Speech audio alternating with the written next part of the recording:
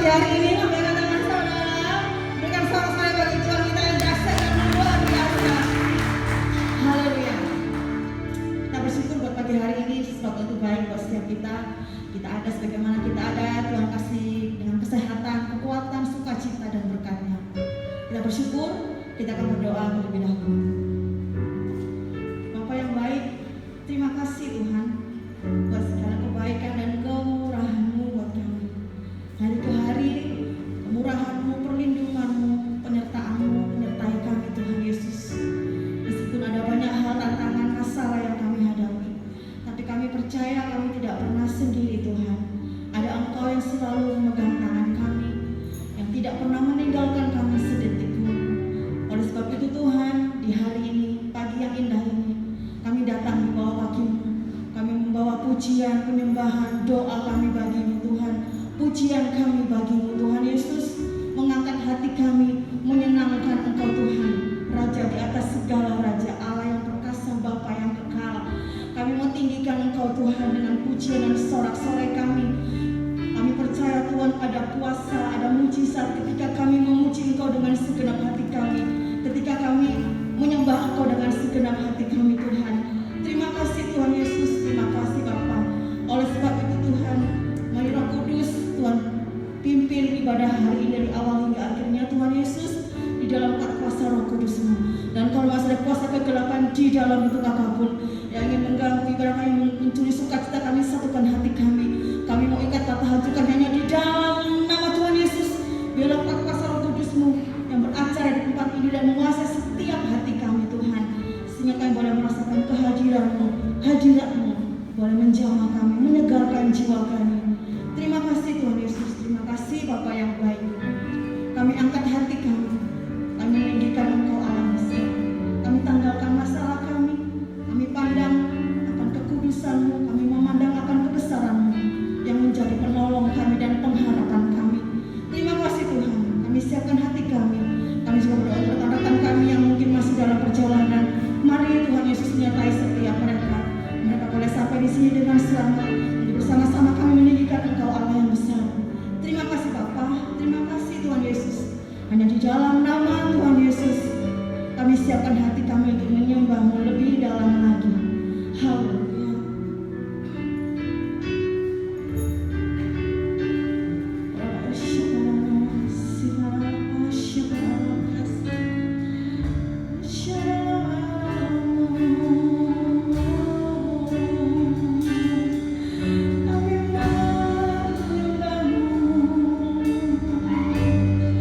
Amin tinggikan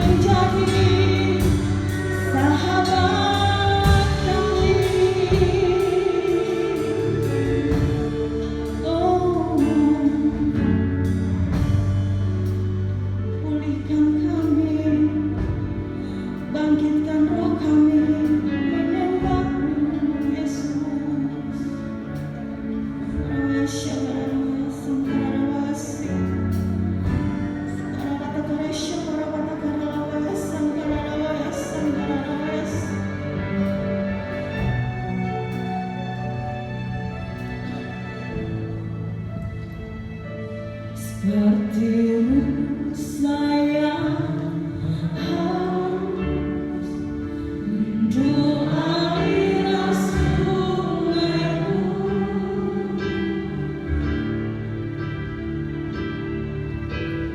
Hatiku katakan menunggumu.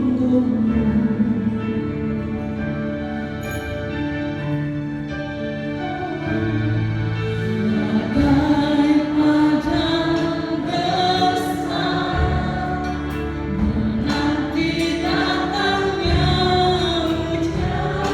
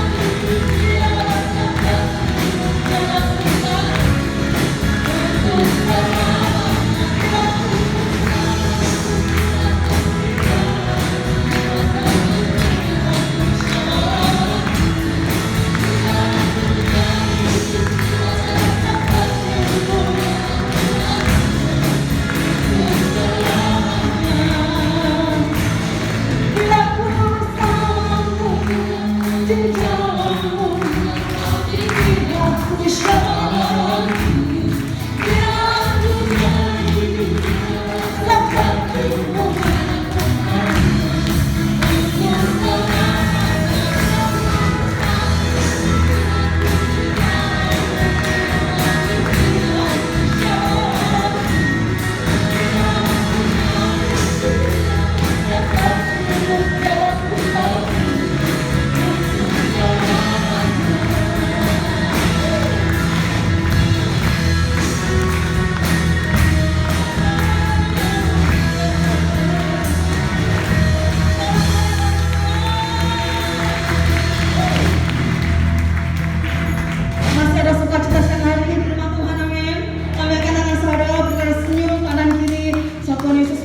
Setiap kita yang ada hadir ini, haleluya.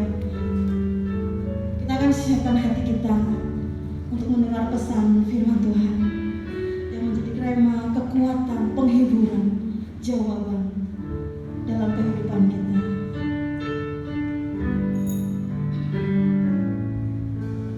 Di telapak tanganmu tertulis namaku, di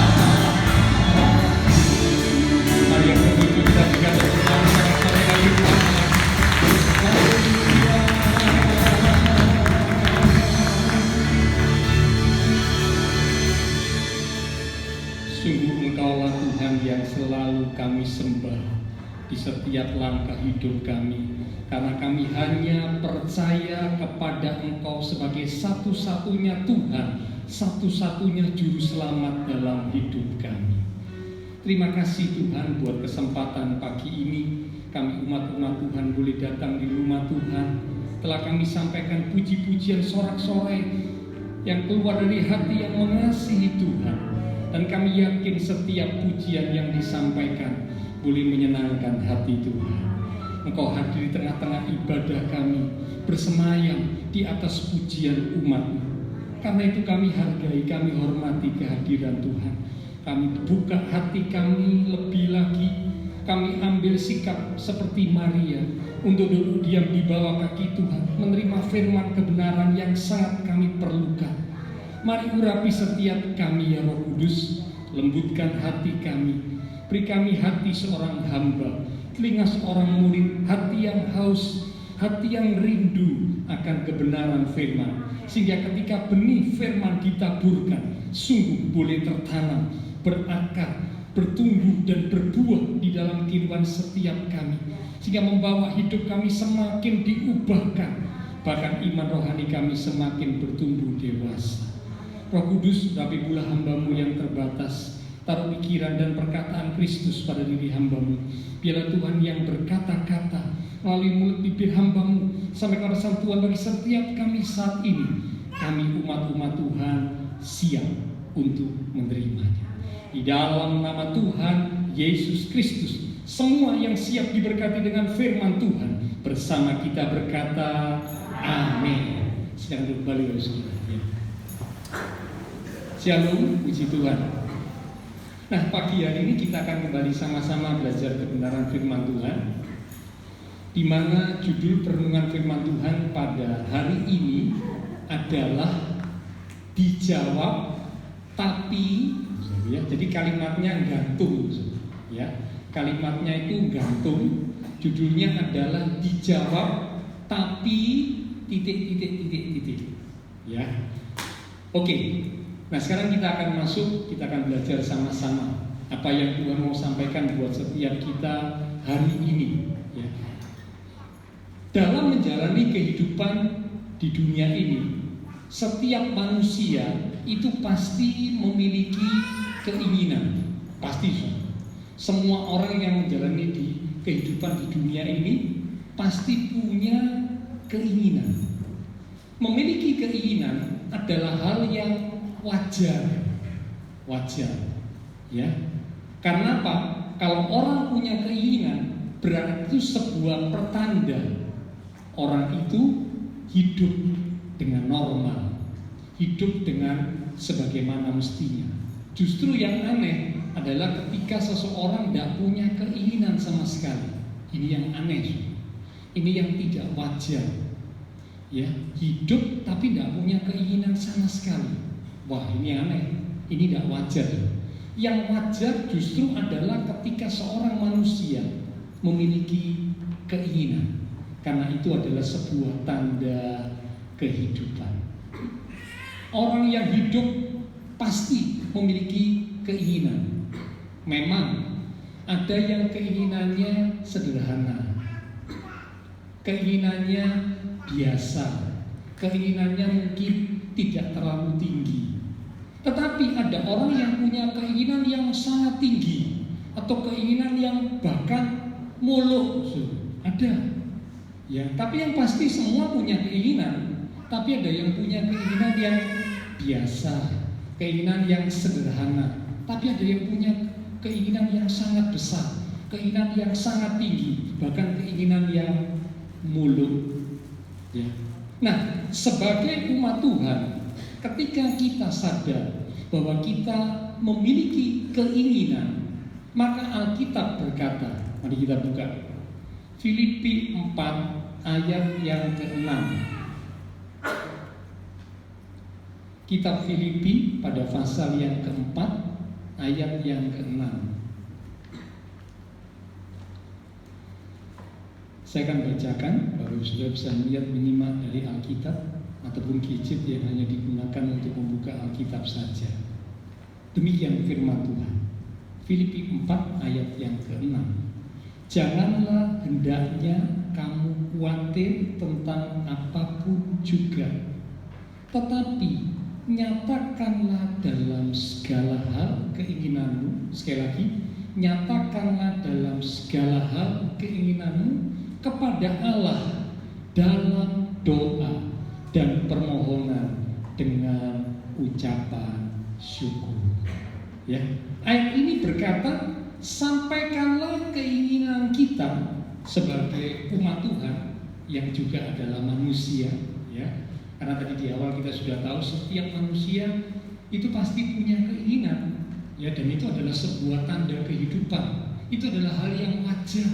Memang ada yang punya keinginan yang biasa, keinginan yang sederhana, tapi ada yang punya keinginan yang sangat tinggi, keinginan yang muluk. Tapi intinya semua orang punya keinginan, termasuk juga umat Tuhan punya keinginan. Nah, kalau kita punya keinginan, Alkitab berkata, nyatakanlah dalam segala hal keinginanmu kepada Allah di dalam doa.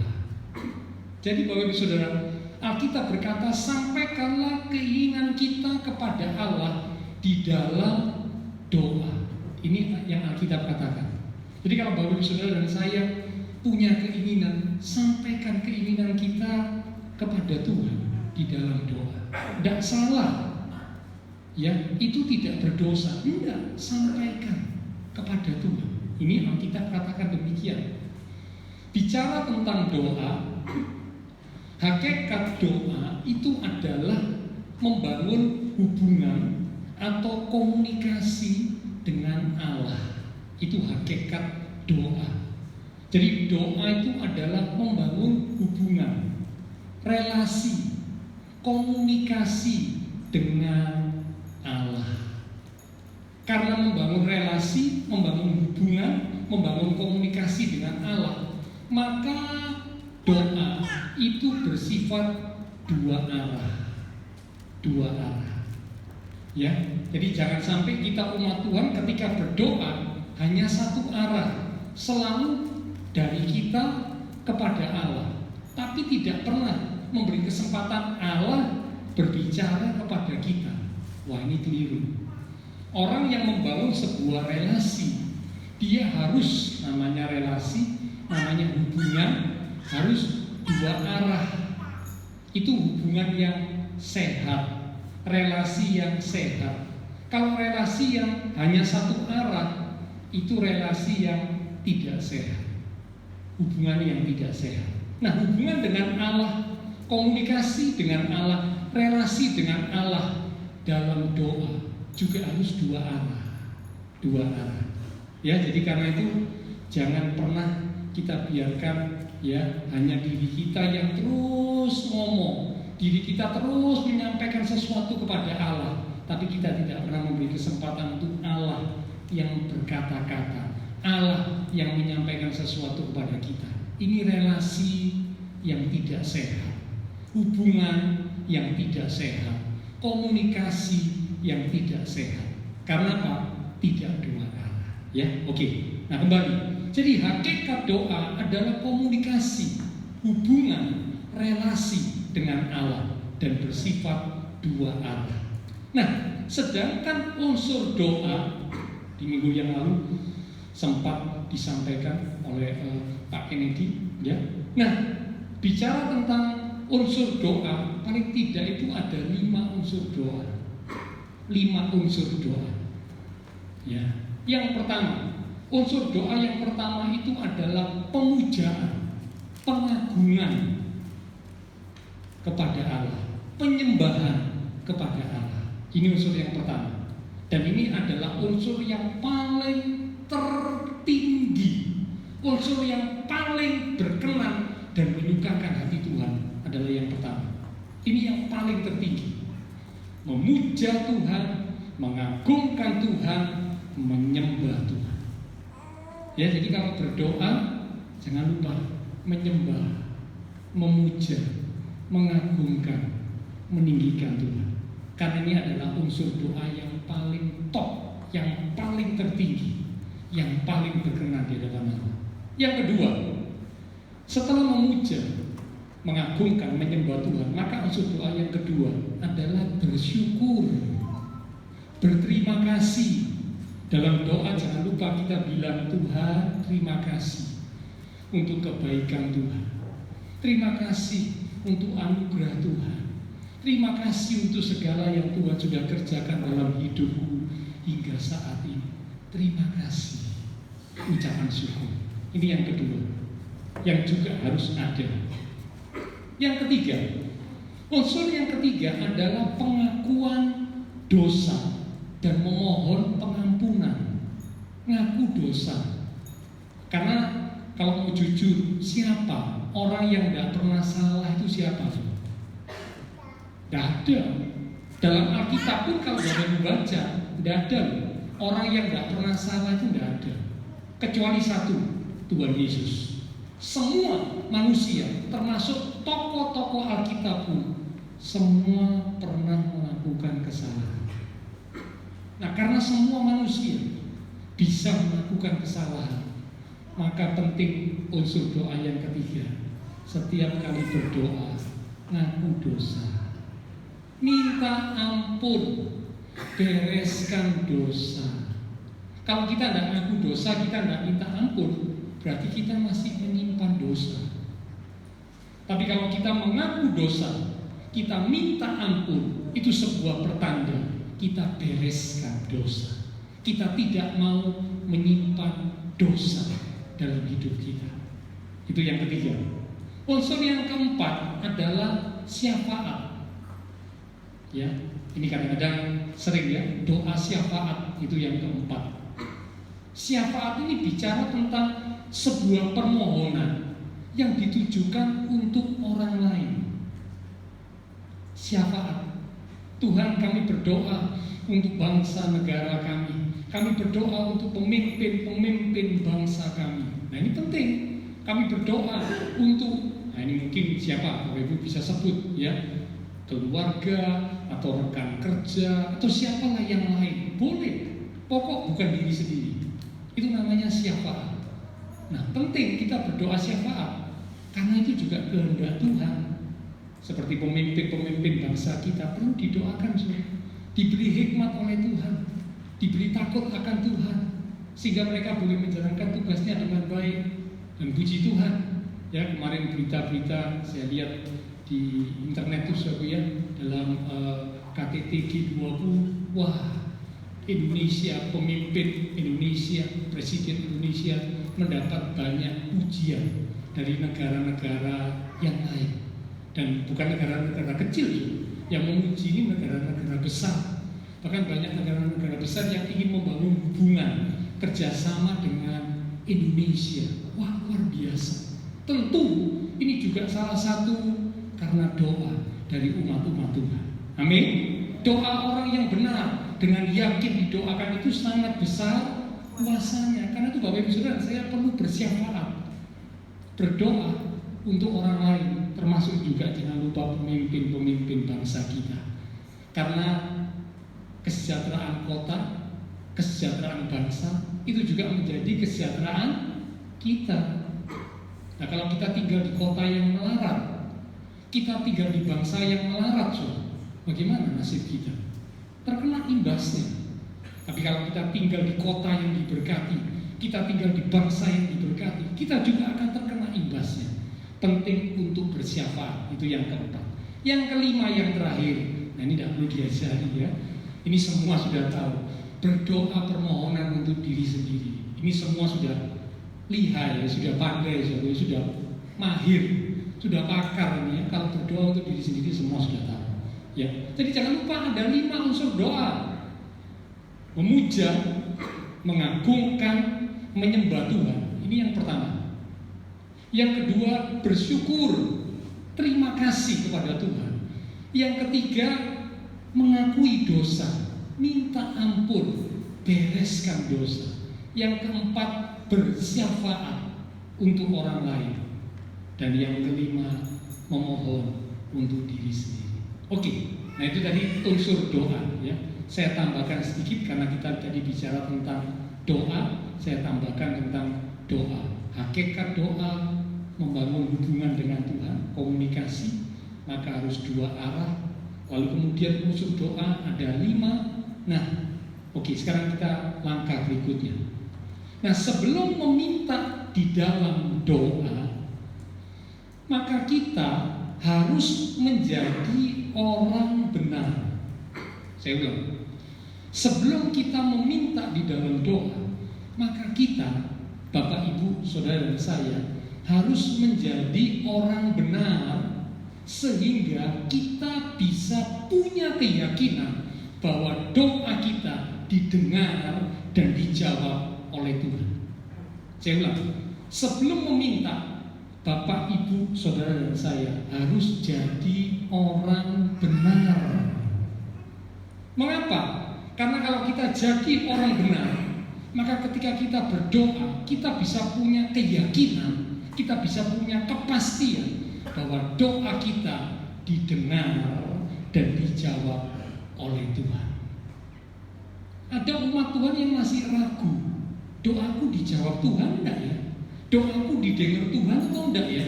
Masih ragu. Mengapa? Rupanya belum hidup benar, rupanya belum jadi orang benar. Kalau sudah jadi orang benar, doanya itu didengar dan dijawab Tuhan. Amin. Didengar, dijawab Tuhan. Kalau jadi orang benar, kita punya keyakinan, kita punya kepastian, doa kita didengar dan dijawab oleh Tuhan. Nah, menjadi pertanyaan, Pak, gimana supaya saya bisa jadi orang benar itu gimana, Pak? Oh, kita masih hidup di dunia, Pak, masih bisa salah. Gimana supaya saya bisa jadi orang benar? Sehingga saya bisa punya keyakinan kalau saya berdoa, Tuhan dengar, Tuhan jawab doa saya, karena saya orang benar. Gimana caranya jadi orang benar? Ada 3 cara untuk jadi orang benar. Yang pertama, beriman kepada pengorbanan Kristus. Beriman, percaya kepada korban Kristus di atas kayu salib. Ini langkah awal.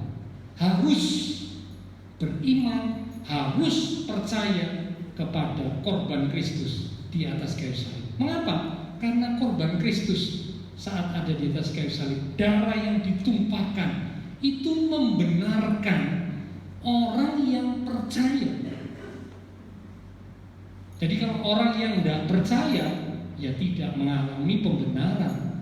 Hanya orang percaya yang mengalami pembenaran.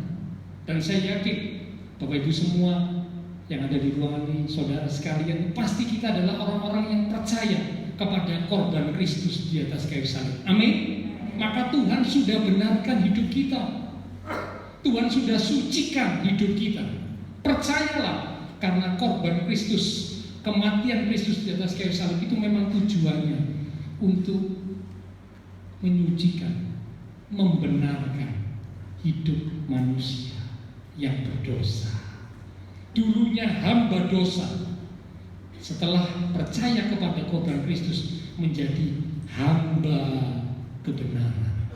Bukan lagi hamba dosa, dulu hamba dosa, tapi setelah percaya kepada korban Kristus menjadi hamba kebenaran.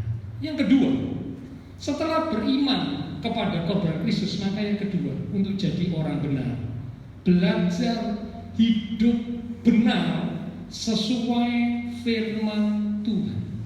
Sekali lagi, belajar hidup benar sesuai firman Tuhan.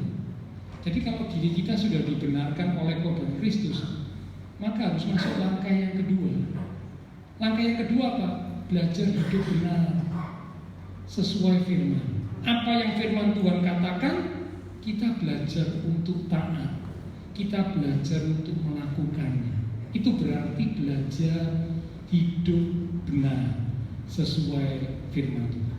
Yang ketiga, jadi yang pertama iman kepada korban Kristus. Yang kedua, belajar hidup benar sesuai firman Tuhan. Yang ketiga, mengakui dan membereskan dosa ketika melakukan kesalahan dalam hidup keseharian. Sekali lagi, mengakui dan membereskan dosa ketika melakukan kesalahan dalam hidup keseharian. Nah, tadi kan saya sudah katakan, siapa orang yang tidak pernah salah? Tidak ada. Nah, kalau kita salah, meskipun kita sudah diampuni oleh korban Kristus, jadi hamba kebenaran, tapi masih bisa salah. Nah, ketika kita sadar diri kita salah, cepat yang ketiga, ya, akui dosa, bereskan dosa, sehingga kita nggak menyimpan dosa. Tadi di unsur doa kan ada, ya, di unsur doa kan ada doa pengakuan, minta ampun. Nah, ini perlu, ya. Jadi itu 3 cara yang harus dilakukan oleh semua orang yang mau dibenarkan, yang mau jadi orang benar, supaya doanya didengar, dijawab oleh Tuhan. Kalau 3 hal ini nggak dilakukan, doanya nggak didengar, doanya nggak dijawab oleh Tuhan. Karena apa? Ada dosa. Yesaya 59 berkata, dosa menjadi penghambat antara kita dengan Allah. Jadi jangan simpan dosa, bereskan, baru bisa jadi orang benar. Oke, nah sekarang kita langkah lebih lanjut, ya.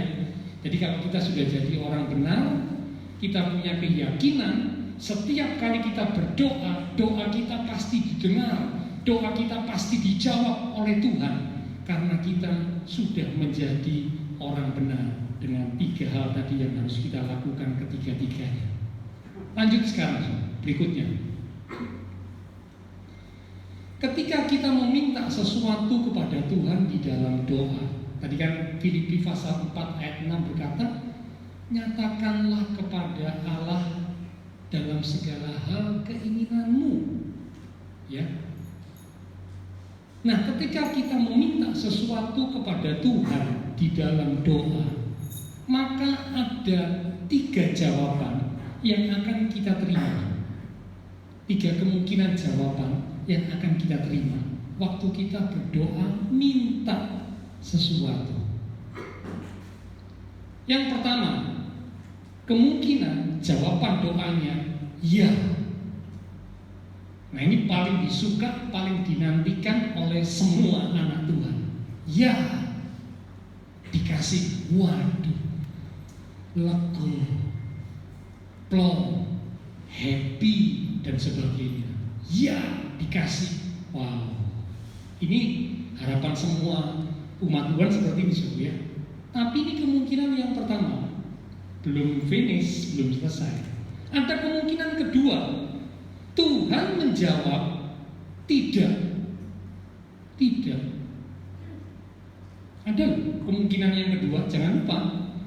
Bukan cuma ya, tapi Tuhan juga bisa menjawab tidak. Salah satu contohnya saudara ingat dalam kasus Rasul Paulus mengenai duri dalam daging. 3 kali Rasul Paulus berdoa, Tuhan cabut, ambil ini duri dalam daging. Tuhan berkata, Pak, tidak, tidak, tidak. Sampai 3 kali dijawab tidak.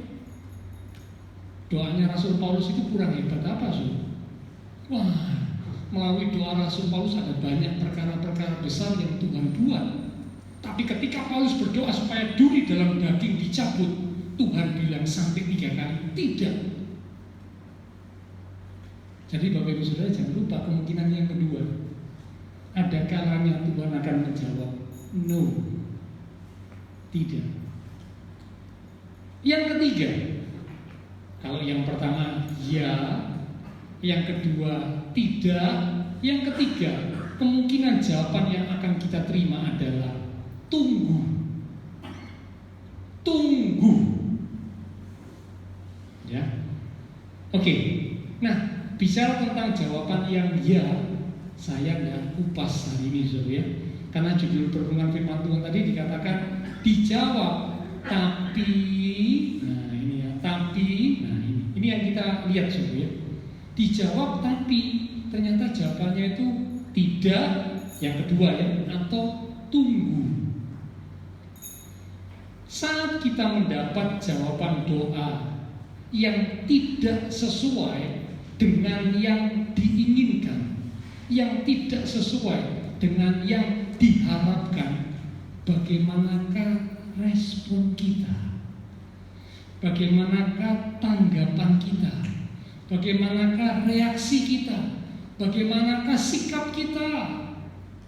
Ingat, respon kita terhadap jawaban doa dari Tuhan itu akan menunjukkan sejauh mana kedewasaan rohani kita.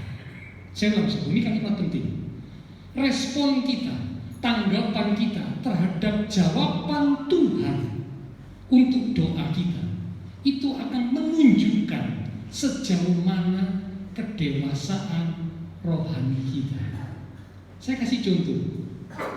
Kalau Bapak Ibu Saudara memiliki anak, ya, atau keponakan gitu ya, atau sepupu yang masih kecil, namanya masih kecil, balita atau batita. Kalau minta sesuatu, wah, rengek-rengek, beliin, kasih sekarang, aku minta sekarang, aku sekarang. Udah dikasih semua, nangis gulung-gulung di lantai. Saudara mungkin sebagai orang tua atau sebagai kakak sepupu melihat gitu, lucu ya. Bisa dipahami, bisa dimaklumi. Masih di bawah 3 tahun, masih di bawah 5 tahun, nangis gulung-gulung. Tapi coba sudah umur 15 tahun, 20 tahun, beliin sekarang, kalau udah dikasih nangis gulung-gulung. Saudara sebagai orang tua gimana? Ini anakku ya umur 20, umur 20 masih nangis gulung-gulung di lantai. Nggak dewasa. Semakin dewasa seharusnya beda. Secara manusia saja kita bisa menangkap dan mengerti hal ini. Secara rohani juga sama. Ketika seseorang punya respon terhadap jawaban doa dari Tuhan untuk permintaannya, maka respon itu akan menunjukkan sampai tingkat seberapa rohaninya. Kalau rohaninya masih anak-anak, ya kayak tadi anak kecil balita, nangis gulung-gulung di bawah, ngamuk, oh Tuhan, kenapa? Awas Tuhan, ngancam Tuhan, ngamuk sama Tuhan, protes sama Tuhan. Kayak siapa suruh? Kayak bangsa Israel. Bangsa Israel itu rohaninya kanak-kanak. Bangsa Israel yang keluar dari Mesir itu, yang melakukan perjalanan di padang gurun, itu rohaninya kanak-kanak, anak-anak. Karena kelihatan dari responnya itu kelihatan. Tapi kalau yang rohaninya dewasa beda. Nah, setidaknya ada 2 respon. Ada 2 respon, ya. Respon yang pertama itu respon yang negatif. Respon yang negatif, yaitu kecewa. Ya, namanya ketika kita minta jawabannya tidak sesuai dengan yang kita harapkan, kecewa. Ya. Nah, ketika kecewa itu akan membawa kepada 2 hal. Yang pertama, kecewa akan membawa kepada marah, bersungut-sungut, berontak. Marah, bersungut-sungut, berontak. Ini bentuk kekecewaan yang pertama, ya. Ngamuk sama Tuhan, bersungut-sungut, berontak. Yang kedua, kecewa akan membawa kepada putus asa, kehilangan harapan. Putus asa, hopeless, putus asa, tidak punya harapan sudah, percuma berdoa sudah. Ya, jadi ini reaksi yang pertama, respon yang pertama, respon yang negatif. Dan ini dimiliki oleh anak-anak Tuhan, maaf, yang rohaninya masih anak-anak. Ya kayak balita tadi, nangis gulung-gulung, ngamuk, cerit-cerit, karena masih anak-anak. Kecewa, marah, bersungut-sungut, berontak, atau sebaliknya putus asa, kehilangan harapan, hopeless. Respon yang kedua, respon yang positif, dan ini yang Tuhan mau, adalah bersabar, berserah, berharap, dan tetap percaya. Sekali lagi, respon yang kedua, respon yang positif, ini yang Tuhan mau, ini yang menunjukkan rohani yang dewasa, yaitu bersabar, berserah, berharap, dan tetap percaya. Ini respon yang menunjukkan rohani yang dewasa. Oke, nah sekarang kita akan lihat ya. Ada 2 jawaban doa tadi yang tidak diharapkan, ya, tidak disukai gitu ya oleh anak Tuhan. Yang pertama adalah tidak, yang kedua adalah tunggu. Nah sekarang kita masuk yang pertama. Bagaimana dengan ketika Tuhan menjawab tidak? Seringkali ketika kita berdoa, kita tidak mengizinkan Tuhan yang mengendalikan, yang merenda jalan hidup kita. Malah kita yang menyetir Tuhan untuk tunduk pada kemauan kita dan memaksa Tuhan untuk melakukan apa yang kita inginkan. Kita merasa bahwa pemikiran dan rancangan kita adalah yang terbaik, sehingga ketika Tuhan tidak mewujudkannya, kita jadi kecewa, kita jadi marah, kita protes, karena kita rasa pemikiranku, ideku, rancanganku ini yang paling ciamik, yang paling hebat, yang paling terbaik. Waktu Tuhan tidak mewujudkan, kita kecewa. Di saat seperti ini, maaf ya, di saat seperti ini, sesungguhnya kita tidak sedang menempatkan Tuhan sebagai pribadi yang penuh kuasa, tetapi kita hanya menempatkan Tuhan seperti seorang, dalam tanda kutip, pembantu yang harus taat pada apa yang kita inginkan. Saya langsung di saat tadi ya, kita mau ngetir Tuhan, kita minta Tuhan harus wujudkan apa yang kita mau, karena kita anggap rancangan kita, pemikiran kita adalah yang terbaik. Maka di saat seperti ini, kita tuh tidak sedang menempatkan Tuhan sebagai pribadi yang penuh kuasa, tidak, melainkan hanya seperti seorang pembantu, dalam tanda kutip, yang harus taat pada apa yang kita inginkan. Hati-hati Zoe, ternyata kalau kita menganggap pemikiran, rencana kita itu yang terbaik, kita menyetir, mengendalikan Tuhan, kita beranggapan Tuhan harus melakukan apa yang kita minta, berarti kita tidak sedang menempatkan Tuhan sebagai pribadi yang penuh kuasa, tapi kita hanya menempatkan Tuhan seperti seorang pembantu yang harus taat pada apa yang kita inginkan. Maaf ya kalau mungkin kata-kata yang sedikit agak keras, tapi betul atau tidak kita bisa merenungkannya. Kalau memang Tuhan itu adalah Tuhan yang berdaulat, Tuhan yang punya kuasa, Tuhan pencipta langit dan bumi, bukankah seharusnya kita tidak bisa memaksa? Kita nggak bisa kecewa waktu Tuhan bilang tidak, kita nggak bisa kecewa. Wong Tuhan yang maha kuasa, pencipta langit bumi bilang tidak, ya sudah. Nggak bisa kecewa, nggak bisa marah. Kalau kita kecewa dan marah, berarti kita menempatkan Tuhan bukan sebagai yang maha kuasa, tapi menempatkan Tuhan sebagai seorang pembantu, dalam tanda kutip, yang bisa kita atur dan kita perintah sesuka kita. Seharusnya sebagai anak Tuhan, kita bisa memaknai doa dengan cara yang benar. Memaknai doa dengan cara yang benar. Apa Pak, memaknai doa dengan cara yang benar itu seperti apa?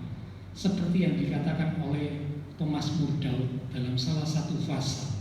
Mari kita lihat Mazmur 25 ayat yang pertama, lalu disambung ayat yang keempat dan ayat yang kelima. Mazmur 25 ayat yang pertama, lalu disambung ayat 4 dan ayat 5. dari Daud, kepadamu ya Tuhan, ku angkat jiwaku.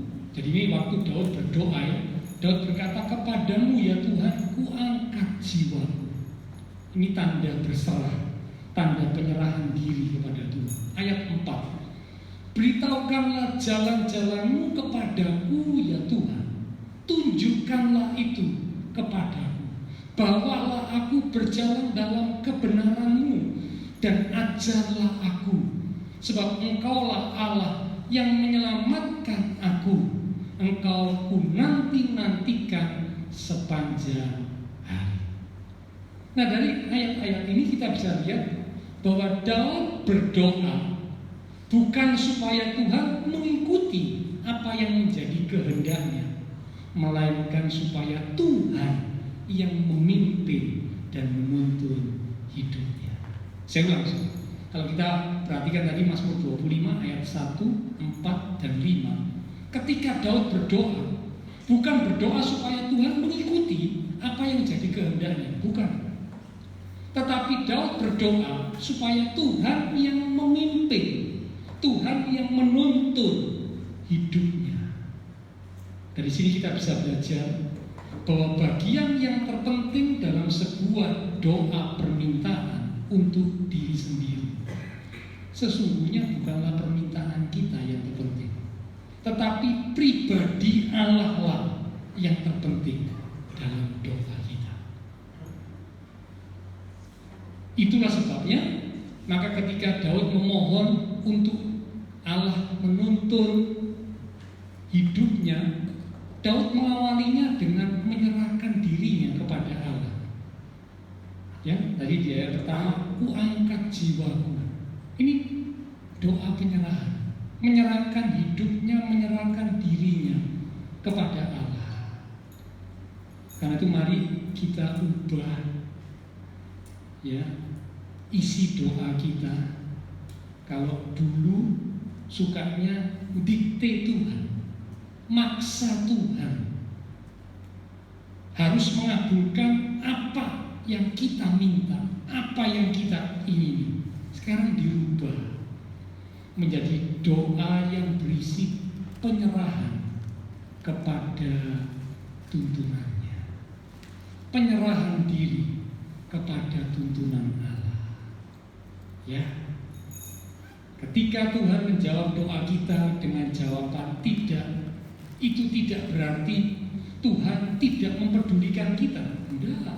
Tapi Tuhan sedang meyakinkan kita bahwa Tuhan memiliki sesuatu yang jauh lebih baik untuk kita, sesuatu yang pastinya mendatangkan kebaikan bagi kita. Amin.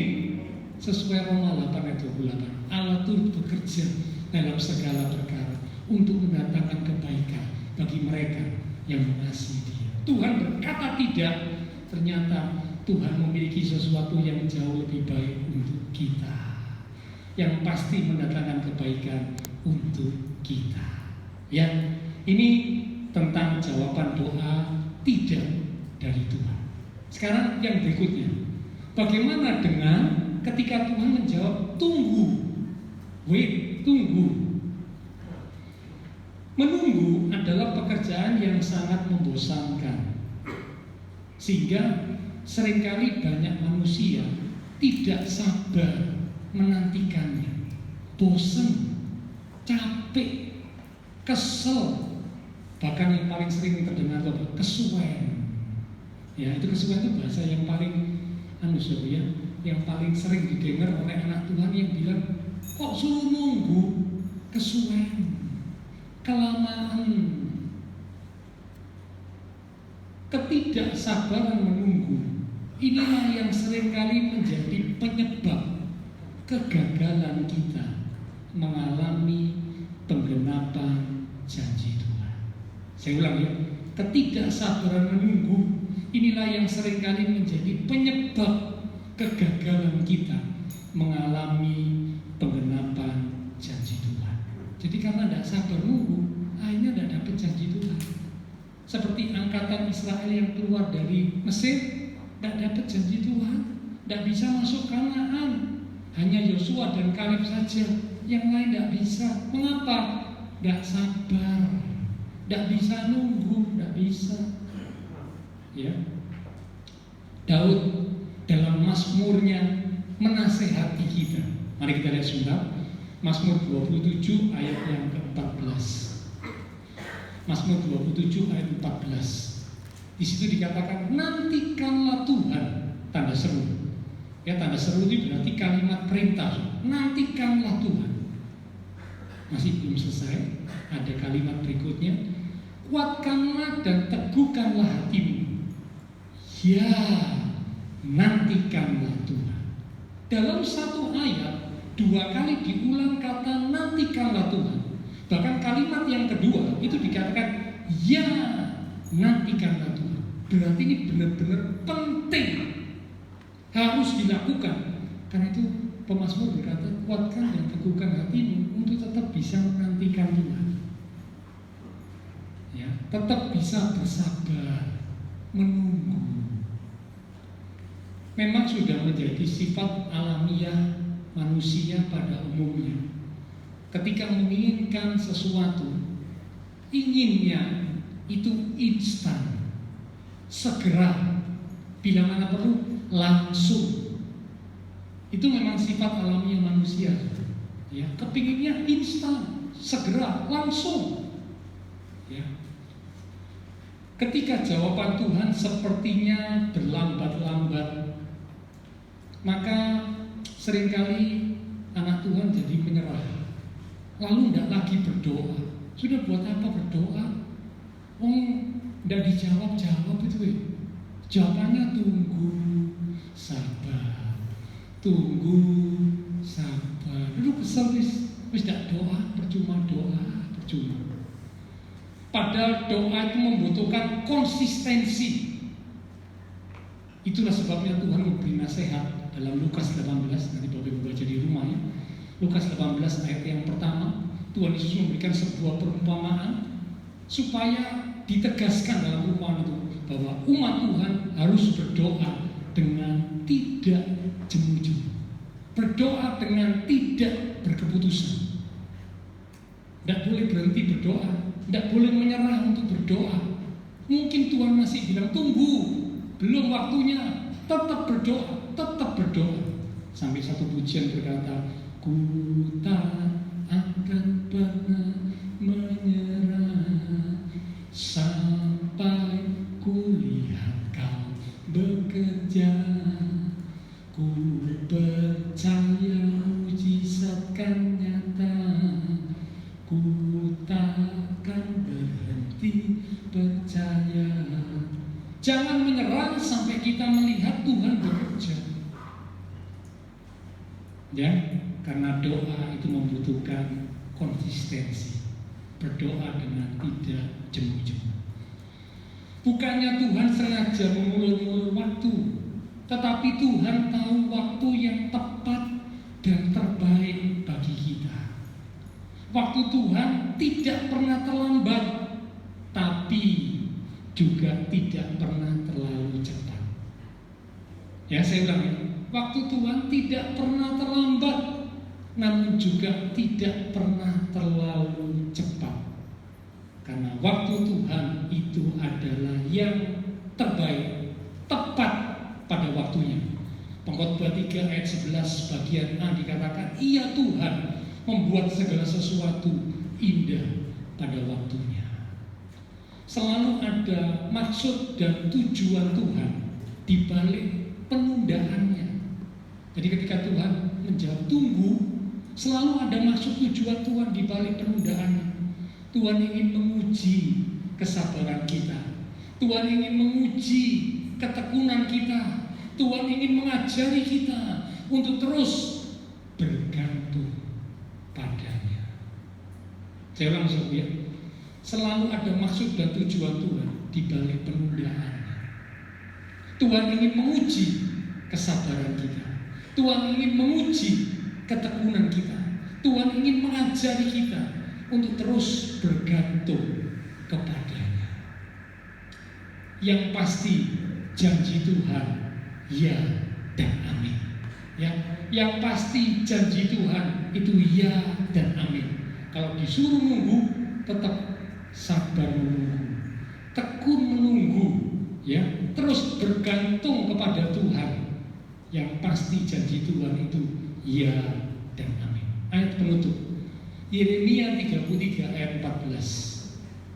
Yeremia 33 ayat 14. Setelah ini Bapak Mimbar bisa kembali maju ke depan. Yeremia 33 ayat 14. Demikian firman Tuhan. Sesungguhnya waktunya akan datang, demikianlah firman Tuhan, bahwa aku Tuhan akan menepati janji yang telah kukatakan kepada kaum Israel dan kaum Yehuda. Amin. Dikatakan waktunya akan datang, aku Tuhan akan menepati janji yang telah kukatakan. Bukan hanya kepada Israel, bangsa Israel secara jasmani, namun juga kepada setiap kita umat-umat Tuhan sebagai Israel secara rohani. Ayat ini berlaku buat kita. Waktunya akan datang, demikian firman Tuhan, bahwa Tuhan akan menepati janji yang telah Tuhan katakan kepada kita. Amin. Tuhan berkati kita sekalian. Mari kita akan datang kepada Tuhan lewat satu pujian. Kita akan katakan, selalu Tuhan menjawab doa, namun Dia beri yang terbaik di waktu yang tepat. Izinkanlah Tuhan untuk bekerja, yang mustahil menjadi mungkin oleh karena percaya. Yesus mendengar lebih dari yang kudoakan. Yesus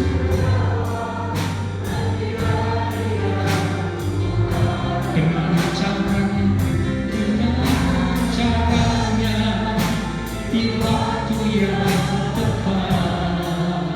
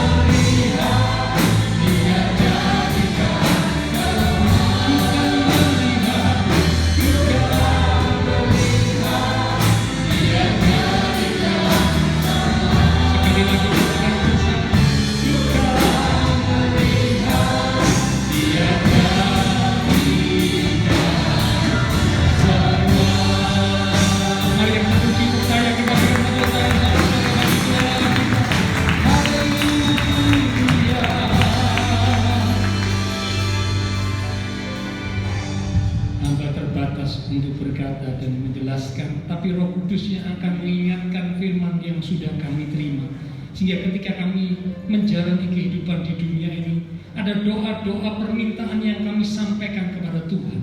Dan ketika Tuhan menjawab tidak, ataupun Tuhan menjawab tunggu, kami tidak kecewa, kami tidak marah, kami tidak putus asa, tapi kami boleh tetap percaya, berserah penuh, tetap berharap, dan menanti-nantikan Tuhan.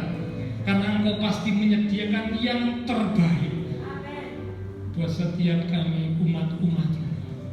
Tolong kami, beri kami kekuatan, sehingga kami punya hati yang kuat, hati yang teguh, untuk kami tetap menanti-nantikan Tuhan. Terima kasih Tuhan, terima kasih.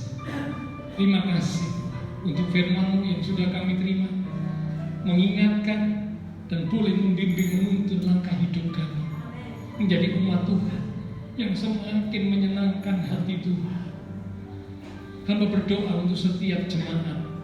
Tuhan, Kau berkati jemaat Tuhan, diberkati di dalam iman rohani, diberkati dalam keluarga rumah tangga, diberkati dalam usaha pekerjaan, diberkati dalam studi sekolah, diberkati kesehatan, bahkan masa depan yang indah Tuhan sediakan buat umat-umat-Mu yang mau belajar terus berjalan di dalam kebenaran dan kehendak Tuhan.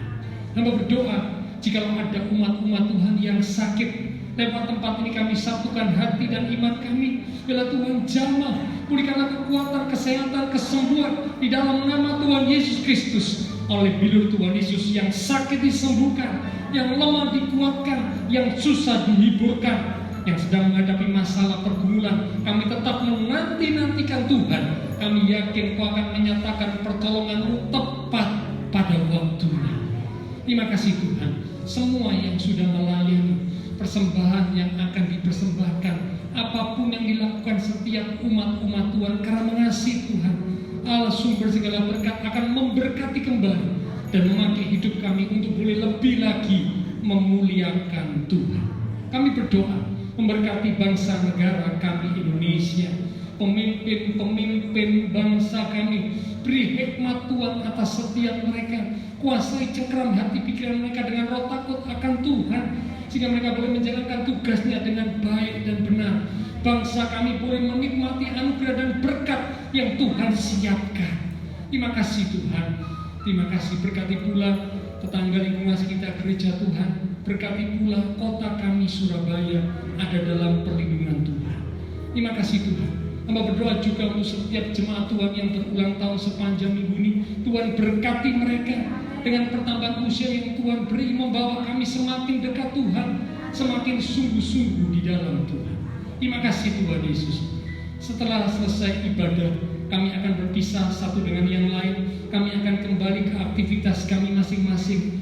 Biarlah segala berkat, anugerah, damai, sukacita yang melimpah dari Allah Bapa Surgawi, kasih Tuhan Yesus Kristus, dan persekutuan dengan kuasa Roh Kudus akan terus memimpin menuntun langkah kehidupan setiap kita.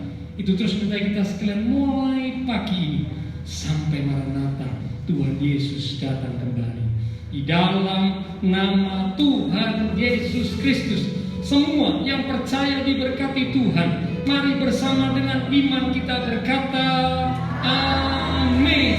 Tuhan berkati. Dan sekalian sampai berjumpa di minggu yang